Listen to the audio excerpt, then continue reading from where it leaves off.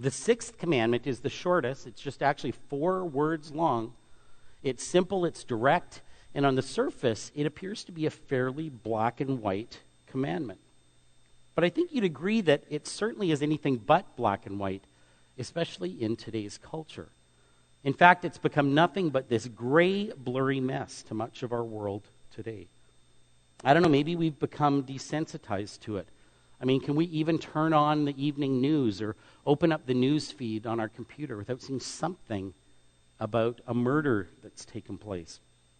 Last week, you likely opened up your news feed on Facebook or your iPhone only to find that there had been a murder of a group of innocent people in a movie theater down in the States. We see it in TV shows that we like to watch, and we see it in movies all the time. And we live in a world where you can go online and watch graphic footage of ISIS killings and gang brutality. And all of that just actually a few clicks of the mouse away. And again, I wonder, does it ever get to the point where we just become desensitized to it? And I want to suggest to you this morning that this sixth commandment is really anything but commonplace. This morning we're going to be looking at this sixth commandment that God gave to the nation of Israel. And make no mistake that God is talking about a lot more here than just deliberately taking somebody else's life.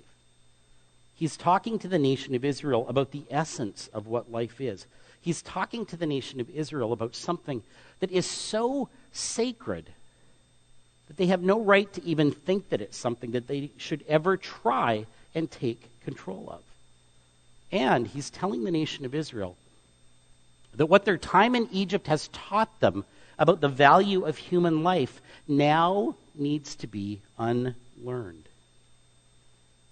It might surprise you to know that this is actually a very personal commandment to me, as I've known a number of people who've been convicted of both first and second degree murder. As most of you know, I've spent a number of years of my life working with kids in street gangs and have on a number of occasions visited them in prison after murdering usually rival gang members. But there's also others. You know, a few years ago I told you as part of one of my messages about a boy that I had worked with who got involved in a gang and as part of his initiation needed to perform half a dozen B&Es. As he was doing the last one, number 6, he realized that the 86-year-old occupant of the house that he had broken into was in fact still home. And the end result was that she was killed. Monica and I have some good friends, and the husband, many years ago, when he struggled with a severe substance addiction, got into a fight and ended up killing the person he was fighting against. And he spent a significant amount of time in jail because of that. He murdered him. I know of another guy who was struggling with some mental illness issues, and he was attending a more charismatic church where the pastor told him that he had in fact been healed of that mental illness. The pastor told him as part of him embracing that healing, he needed to go off the medication that his doctor had put him on. He went off his meds, and 9 days later, he killed someone. So whether directly we hear stories like this, and maybe you know of similar stories, maybe you have people in your life who have made this mistake. Whether it's direct stories or indirect stories we read about or hear about on the news, we're faced with the breaking of this commandment every day. The news is filled with freeway snipers and gang killings and drive-by shootings, and that list goes on and on and on. And here in the sixth commandment, we have God saying to the nation of Israel, don't do that to each other. Well, this morning what we want to do is dig deeper into this commandment that is found in Exodus 20, verse 13, and it simply reads this way. It says, you shall not murder. In the original Hebrew, this phrase literally can be translated, thou shalt do no murder to another person. Some of your translations might use the word kill, but that really isn't an accurate translation of what the Hebrew word really means here. This word is much more specific than just the word kill. In fact, the Hebrew word that is translated as murder in the NIV is ratakach, and it's literally translated as to murder or to slay another person. I also want to point out that this specifically is referring to the killing of another person. I know that many of us heard the story this week about Cecil the lion, the African lion that was killed. And as I was watching the news clip, there was some picketers picketing the Minneapolis dentist's office who had killed the lion. And one of the signs actually quoted this verse. And it needs to be noted that this passage, when it's translated accurately, is only referring to the murder of another person, of an individual. There's a lot of biblical reasons why he shouldn't have killed Cecil the lion, but we're going to save that for another message. So why did God make this one of his 10 rules to govern the nation of Israel? I mean, do you ever wonder why? I mean, does this go without saying? Does he really need to spell this out? I mean, isn't this a no-brainer that they shouldn't be killing one another? Well, surprisingly, the answer to that is no. And to understand why this was something that needed to be spelled out for them, we really need to go back to the time that they spent in Egypt. And I know I remind you of this almost every week, but when they were receiving these 10 foundational statements, you have to remember that they were just 6 to 8 weeks out of slavery, and they didn't know anything outside of their lives as Egyptian slaves. When this commandment was given to them at the foot of Sinai, they were just a few months distance from a culture that did not hold to their lives as being sacred, especially because of the fact that they were slaves. As former slaves, they understood that life was not something that they could take for granted. Their lives and the lives of their family and their friends were completely in the hands of those people that owned them. In fact, they were seen as possessions that at any moment could be bought or sold or even killed. There have been some ancient documents that have been found that talk about the day-to-day life and dealings of the Egyptian people. And one of the things that I found so interesting this week is I learned that you could actually trade a healthy newborn calf for 2 male Israelite slaves. A female slave was worth the price of 2 dogs. Many Egyptians, in fact, would go through slaves quickly, and there was no penalty for killing a slave that had disappointed you or not done the job the way you wanted them to do it. The life of an Israelite was worth next to nothing to the Egyptians. So I want you to think about this with me for a minute and put yourself in the shoes of the Israelite people at the foot of the mountain, just for a moment. Because in the 400 plus years that they were in captivity, when those who own you keep reminding you that your life is worthless, when you are daily dealing with your friends and your family members and those around you being killed by people who treat you as worthless and see you as a possession, when you're bought and sold and traded and punished and humiliated and dehumanized long enough, what happens to you? Do you start to question your worth? Do you start to question if life is really worth it?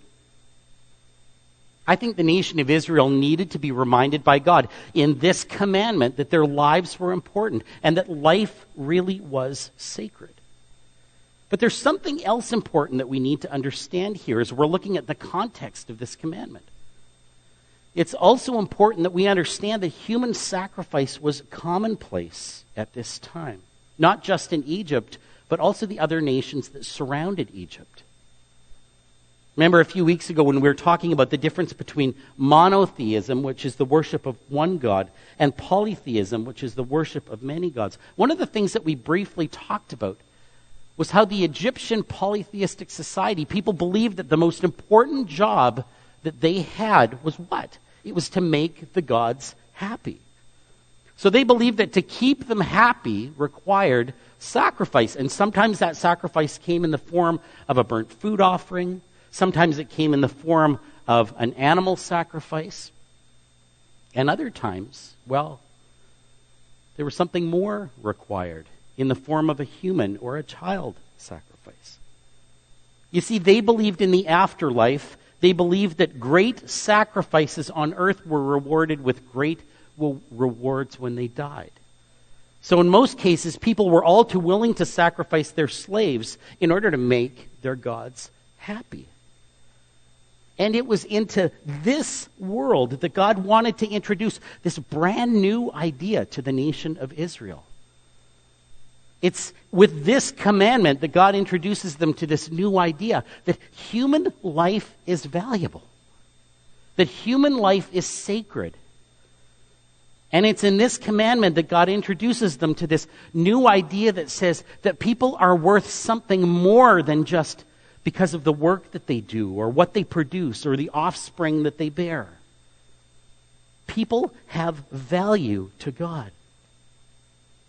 Understand that in this commandment, God is actually setting them apart, and he's saying, don't be like those people around you. Don't be like the Egyptians. Don't be like the environment that you grew up with. In this short, direct, black and white commandment, God is telling the nation of Israel to change their thinking about the value of human life. And the basis for that change is what? It's quite profound. The basis for this new respect for human life is based on something that we're told right back at the beginning of creation. He tells the nation of Israel to remember that they were made in his image. So this belief that human life was sacred really has its start right at the beginning when God created it. In Genesis 1:27 it says, "So God created man in his own image. In the image of God he created him. Male and female he created them." So our being created in the image of God, according to God, is a big deal for us. What that means is that every single person in some way is a reflection of the God that created them. And I wonder, do you ever think about that? Every person, to varying degrees, reflects something of God's character. And as the ones created in God's image, we are entrusted to reflect God back to others. Our incredible meaning and value and the sanctity of human life finds its very base in this passage, that we were created in the image of God.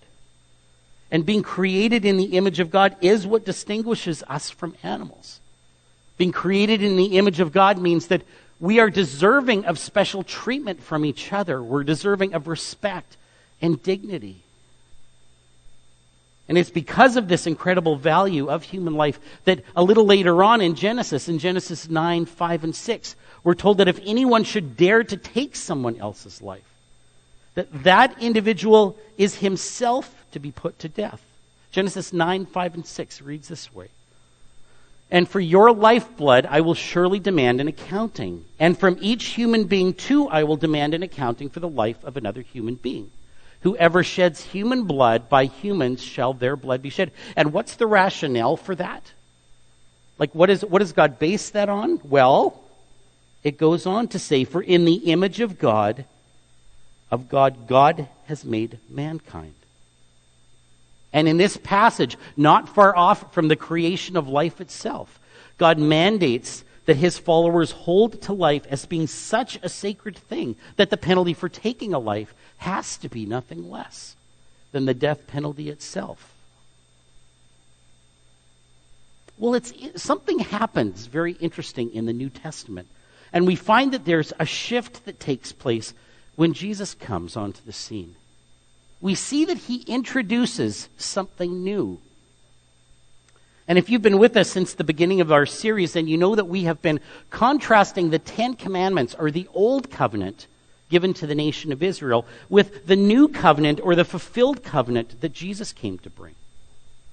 One of the things that we have said about this New Covenant is that it's so important that we grasp this, is that where the Old Covenant was confined and defined by this strict obedience to this list of rules, the New Covenant was centered around this new relationship that we can now have with God through Jesus. What I'd like to tell you is that Jesus actually clarifies and simplifies this commandment, But I'm afraid that for those of us who are under the new covenant, the application at a personal level actually becomes a little bit more complicated.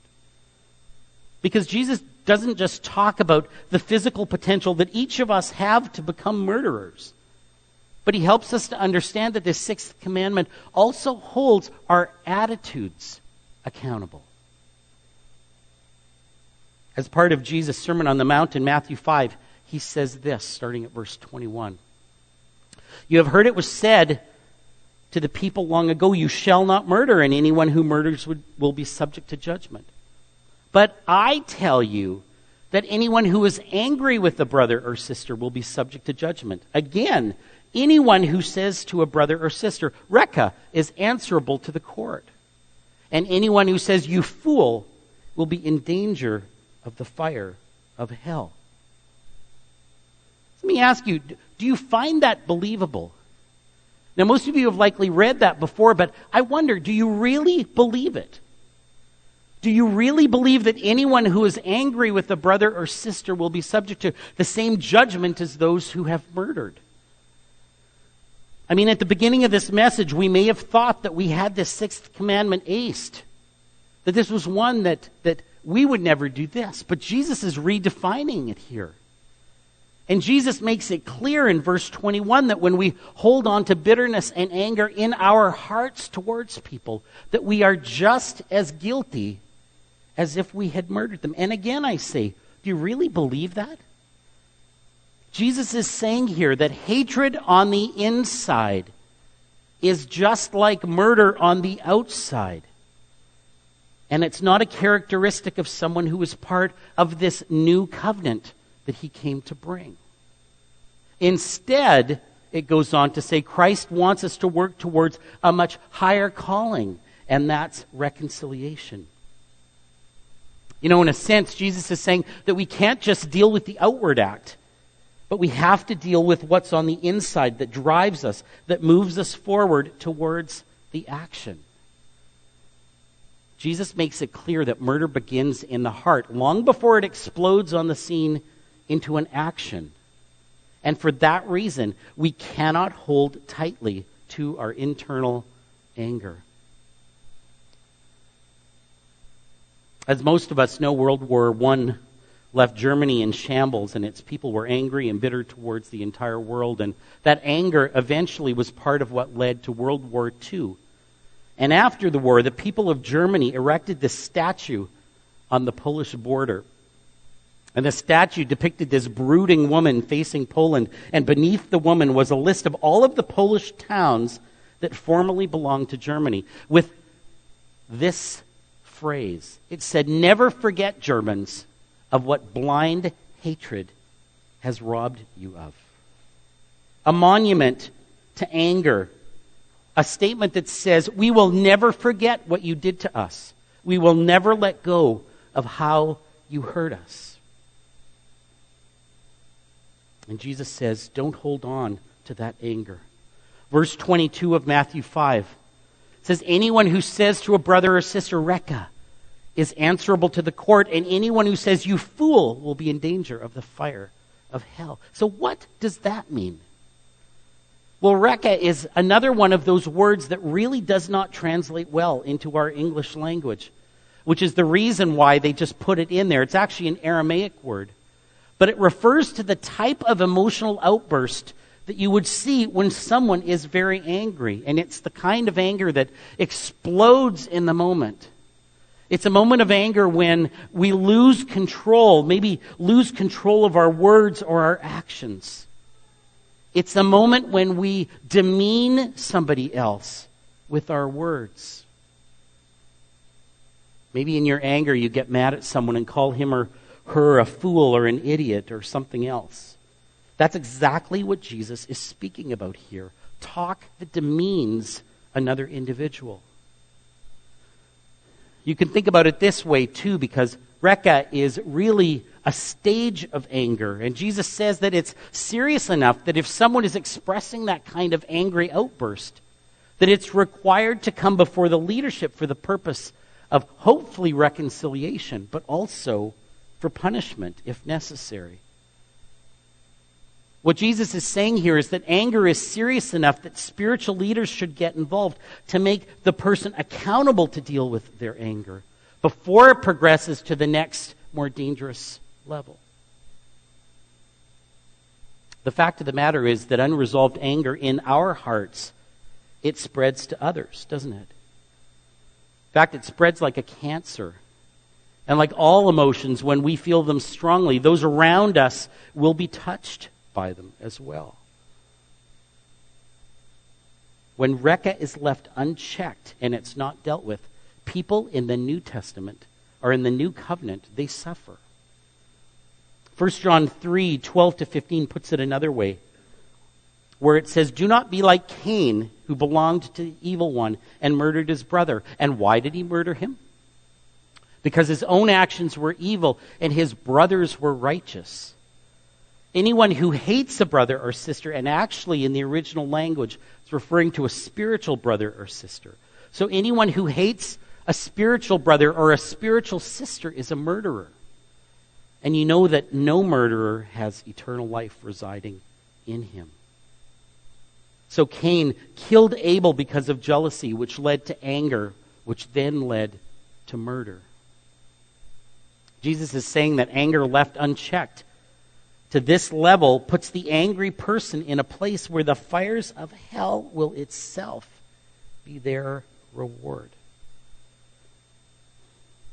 Sermon on the Mount continues in verse 23, where Jesus says something else happens when your anger reaches this point.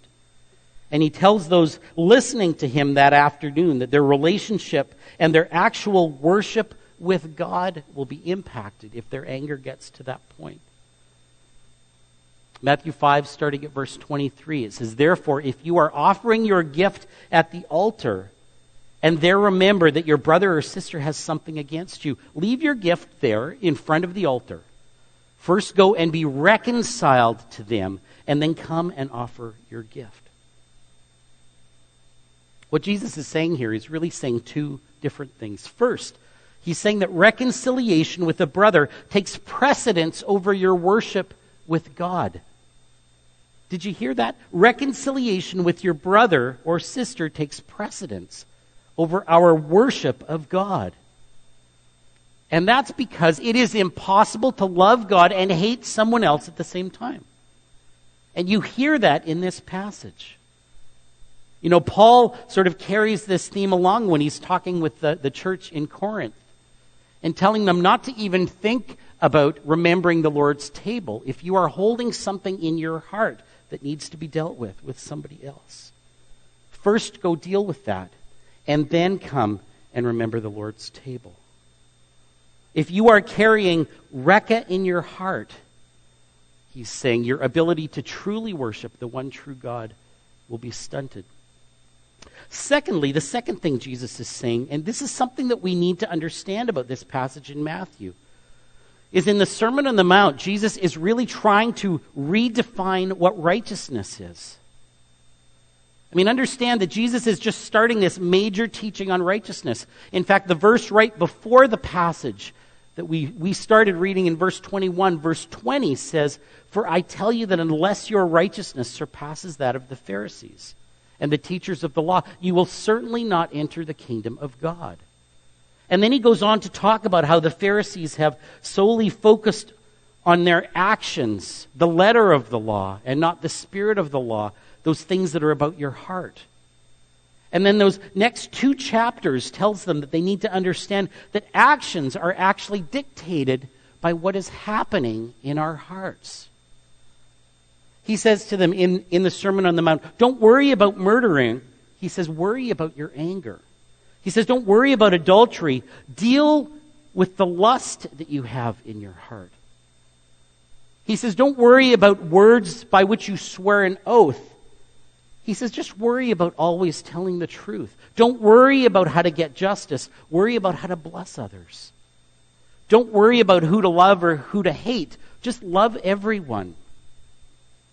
Don't live for your glory. Live for God's glory. Don't pray for men to hear it.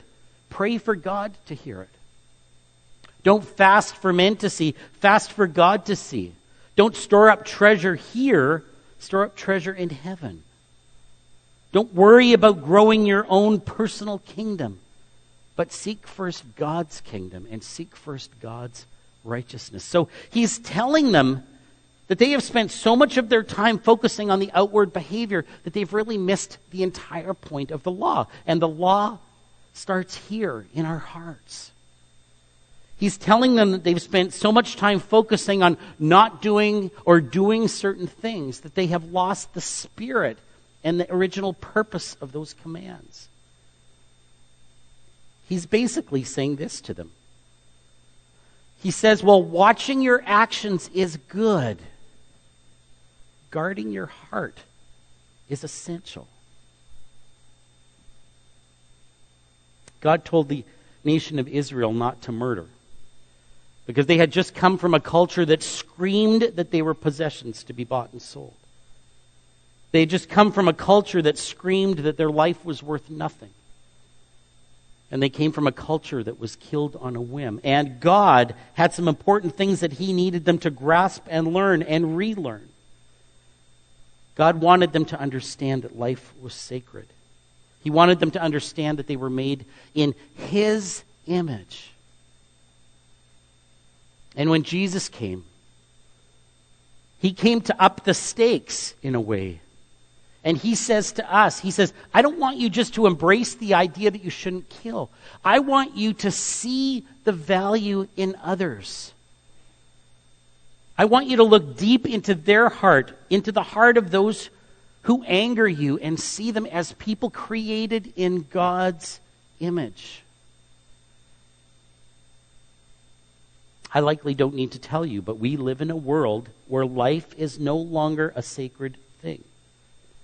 In fact, some would argue that maybe we've never lived at a point in history. We've never been at a point in history where it's been more disposable than today. I mean, how many of us felt sick as we watched those Planned Parenthood videos that were surfacing over the last few weeks about the selling of aborted baby parts? Seems the further our society moves away from God's commandments, the less sacred society considers those things that God cherishes the most. My friends, the sixth commandment was given to Israel to teach them to love life, to value life, to understand how God views life, and to understand that we were all created in his image.